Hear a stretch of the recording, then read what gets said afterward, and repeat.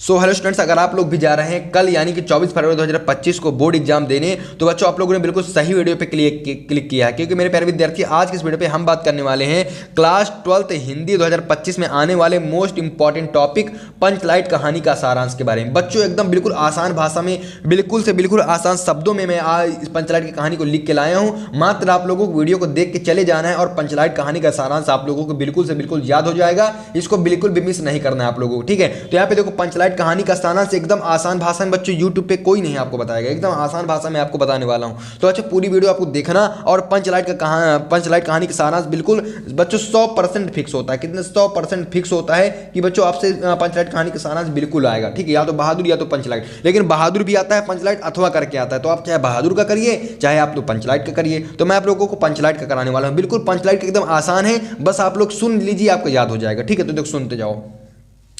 पंचलाइट रेणु जी द्वारा लिखित एक ग्रामीण जीवन पर आधारित एक कहानी है, ठीक है।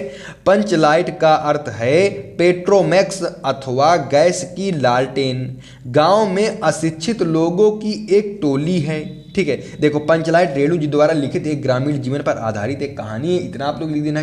किसके द्वारा? फणीश्वर नाथ रेणु जी द्वारा, ठीक है। तो आप रेणु जी भी लिख सकते हैं। तो पंचलाइट फणीश्वर नाथ रेणु जी द्वारा लिखित एक ग्रामीण जीवन पर आधारित एक कहानी है। और पंचलाइट का अर्थ है मेरे प्यारे विद्यार्थियों पेट्रोमैक्स अथवा गैस की, इसको ही लालटेन कहते हैं। तो गाँव में क्या है, उनके ही गाँव में, मतलब एक गाँव है तो वहाँ पे अशिक्षित लोगों की एक टोली रहती है, जिसने रामनवमी के मेले में एक पेट्रोमैक्स खरीदा। पेट्रोमैक्स बोले तो विद्यार्थियों क्या हो जाएगा? पंचलाइट खरीदा, ठीक है। तो गांव वाले उसे पंचलाइट कहकर पुकारते थे। देखो, इसको आप लिख देना। गांव वाले क्या उसे पंचलाइट कहकर पुकारते थे। लेकिन अब यह प्रश्न पैदा हुआ, क्या प्रश्न हुआ भैया? पंचलाइट जलाएगा कौन, ठीक है। यानी अब यह प्रश्न पैदा हो गया कि भाई पंचलाइट जलाएगा कौन? भाई सब तो अनपढ़ हैं, अनपढ़ों की तो टोली रहती है वहाँ, तो किसी को भी पंचलाइट जलाना नहीं आता था। इतना आपको लिख देना है। इसके बाद आपको बच्चों बताना है एग्जामिनर को, केवल गोधन पंचलाइट जलाना जानता था। देख क्या, गोधन भैया सिर्फ पंचलाइट जलाना जानता था, लेकिन गुलरी काकी गोधन को बुला कर लाई। कौन लेकर आए? गुलरी काकी। गुलरी काकी गोधन को बुला कर लाई और फिर गोधन ने पंचलाइट को बिना स्प्रिट गरी के तेल से ही जला दिया भैया, ठीक है। गोधन थोड़ा होशियार आदमी था, तो मतलब उसने क्या किया, बिना तेल के स्प्रिट से ही जला दिया। पंचलाइट के जलते ही लोग प्रसन्न हो गए, ठीक है। पंचलाइट जल गई भैया, लालटेन मान लो जल गई, रोशनी हो गई, सब लोग प्रसन्न हो गए।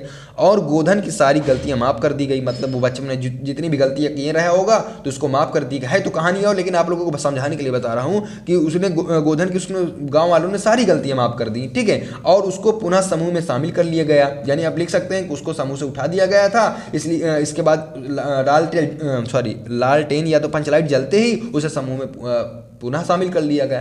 फिर लिख देना, कीर्तन फिर से शुरू हो गया। कीर्तन, भजन, गाना वाना बजाना सबसे फिर से शुरू हो गया। इसके बाद आपको लास्ट में लिख देना है, इस कहानी से रेणु जी ने अप्रत्यक्ष रूप से ग्राम सुधार की प्रेरणा दिया है। बस इस प्रकार से आप लोगों को प्यारे प्यारे विद्यार्थियों पंचलाइट का सारांश एकदम 2 मिनट में आप लोगों को याद हो गया होगा।